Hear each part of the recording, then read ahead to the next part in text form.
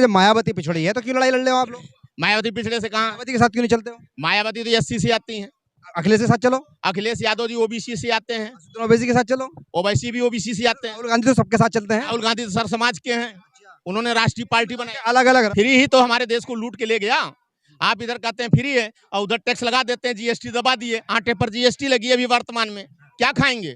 आटा पर जीएसटी लग गई ना, अभी तो आप संतुष्ट है ना? ये पिछड़ों की सरकार है। जब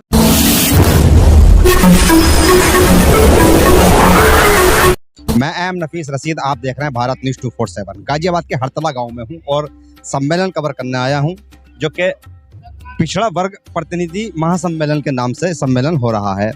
संचालन कर रहे हैं शर्मा जी। मैं थोड़ा जानना चाहूँगा, शर्मा जी सम्मेलन कर रहे हो अति पिछड़े वर्ग के नाम पर। उत्तर प्रदेश के अंदर जो राजनीति है वो जातिवाद की होती ही है। कहीं ना कहीं इस पर दबे शब्दों के अंदर कहा ही जाता है कि मेरे समाज को वोट दो। सवाल यही बनता है कि इतनी पार्टियां बन रही हैं, समाज कितनी जगह बटे? देखिए, जो भी राजनीतिक पार्टियां आई हैं, जिन लोगों ने अपनी अपनी बात को कहा है कि मेरे समाज की पार्टी है, तो उनको अपने समाज में ही चुनाव लड़ना चाहिए। पूरे देश की जनता के सामने क्यों जाते हैं मत मांगने के लिए? यही तो मैं भी सोच रहा हूँ। तो यही सवाल है कि यानी कि समाज कितनी पार्टियों को चुने?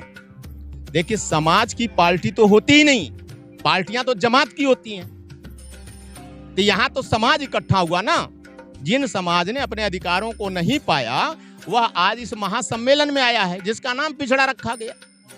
तो आज हम पिछड़े में यहाँ इकट्ठा होकर ये मंथन कर रहे हैं कि हमारे लोगों का अधिकार कब प्राप्त होगा। भाई, देश आजाद हुए 75 साल हो गए।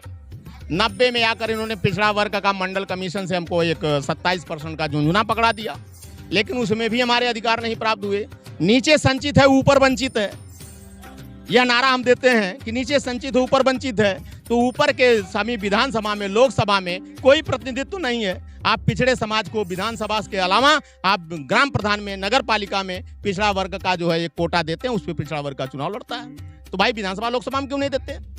एक सवाल यही आता है कि अखिलेश यादव भी पिछड़ों के, मायावती भी पिछड़ों की, असदुद्दीन ओवैसी भी पिछड़ों के, यहाँ तक कि नरेंद्र मोदी भी पिछड़ों के, राहुल गांधी भी पिछड़ों के। तो दरअसल समाज, फिर वही सवाल मेरा घूम फिर के जाए तो जाए किस मुद्दे पर, किसके साथ जाए? जब संपूर्ण भारत ही सब पिछड़ा ही है तो बचा कहाँ क्या? लड़ाई किस बात की है साहब? घोषित कर दीजिए ना। जैसे आपने कहा कि राहुल भी पिछड़े के हैं, गांधी भी पिछड़े के, वो भी पिछड़े के हैं, सारे जब पिछड़े के हैं तो फिर लड़ाई बची कहाँ? आखिर जो हमारा अधिकार छीना गया, जो हमारे मौलिक अधिकार नहीं मिले और हमारे संविधान के तहत अकॉर्डिंग जो बाबा साहब ने व्यवस्था दी अनुच्छेद 340 को, उसको लागू नहीं किया आपने। हुआ कहाँ है? सवाल ये बनता है। वही हुआ जब बाबा साहब ने अपने कानून मंत्री पद से इस्तीफा दिया, कहा कि जब तक महिलाओं को आरक्षण और पिछड़े समाज को अनुच्छेद 340 लागू नहीं होगा, इसलिए मैं अपने पद से इस्तीफा देता हूँ। 340 की बात करते हैं, सिर्फ यानी कि पिछड़ों की, हिंदू पिछड़ों की, यूं कहा जाए। 341 की बात क्यों नहीं करते, मुस्लिम पिछड़ों की? यह 340 किसी पिछड़े शब्द का बात ही नहीं है। यह पूरे डिप्रेस क्लास का नाम आता है, जो 1930 और 31 की जाति जनगणना के आधार पर। 341 भी तो आता है। 341 में उनके लोग बैठे हुए हैं। बैठे हैं 341 में? क्यों कौन बैठा हुआ बताइए मुसलमानों में से? 341, 340, 342, 343 ये जो अनुच्छेद लगे हैं, ये इनको अभी तक वहीं तक रखा गया कि आपको मिल रहा है, आपको दिया जा रहा है। क्या रहा है? वही तो मैं भी पूछ रहा हूँ साहब, अगर मिल रहा है। इकट्ठा हो गए, आप लोग इकट्ठा हो गए लड़ाई क्यों नहीं लड़ पा रहे हो? तो वही तो इकट्ठा हो रहे हैं, इकट्ठा तो हो रहे हैं। जब कहते हैं, अभी आपने कहा कि वो भी पिछड़े, ये भी पिछड़े, सारे पिछड़े, फिर पिछड़े की लड़ाई क्यों लड़ रहे हैं? ये तो कह रहा हूँ कि जब मायावती पिछड़ी है तो क्यों लड़ाई लड़ रहे हो आप लोग? मायावती पिछड़े से कहाँ? मायावती के साथ क्यों नहीं चलते हो? मायावती तो एससी से आती हैं।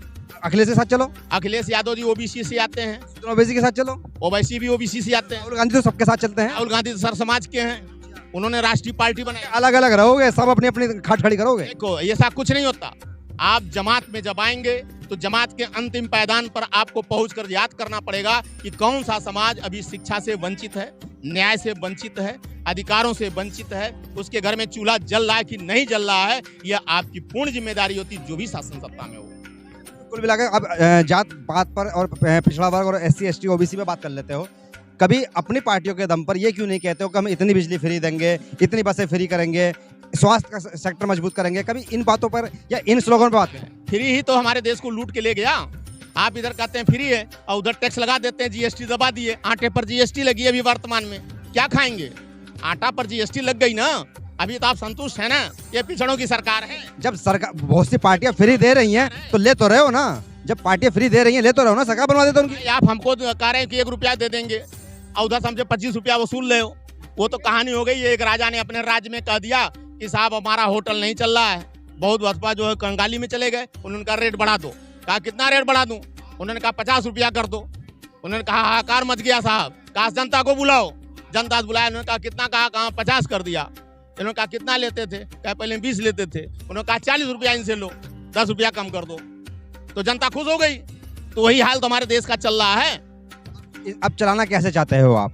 देखिए, जो भारतीय संविधान में व्यवस्था है उस व्यवस्था को अक्षरशः लागू कर दीजिए, पूरा देश खुशहाल हो जाएगा, एकदम कहीं किसी प्रकार का ऊंच नीच की खाई नहीं रह जाएगी। तो आपको संविधान की पुस्तकें बांटनी पड़ेंगी। तो संविधान की पुस्तकें तो बटी रही हैं। हाँ बांट रहे हो।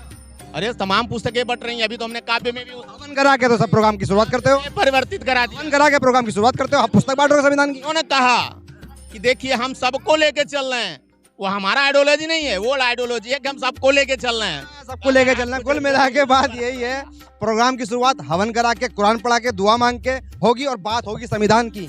ये जो छेद है ना, इसको यही अति पिछड़े भर नहीं पा रहे हैं और बात करते हैं संविधान के तहत न्याय की, न्याय व्यवस्था की। मैं एम नफीस रशीद, आप देख रहे थे भारत न्यूज 247।